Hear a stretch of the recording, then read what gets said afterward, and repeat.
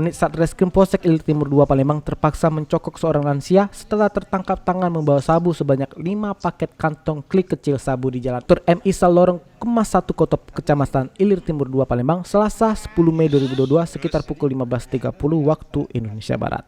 Pria lansia tersebut adalah Amiruddin alias Ameng, merupakan warga Jalan Slamet Riyadi, Kuto Batu, Kecamatan Ilir Timur 2 Palembang, yang kesehariannya bekerja serabutan di Pasar Kuto Palembang.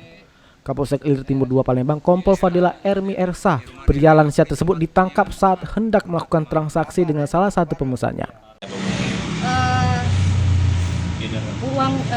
Ulangi untuk BB tersebut, ya, rencana akan dijual lagi, ya, dengan modal berapa kamu beli? 1,4 1.400 ya. 1.400 ya, pengakuan pakai sama teman-teman, tapi informasi yang kami dapatkan dari masyarakat bahwa si tersangka itu mengambil keuntungan dari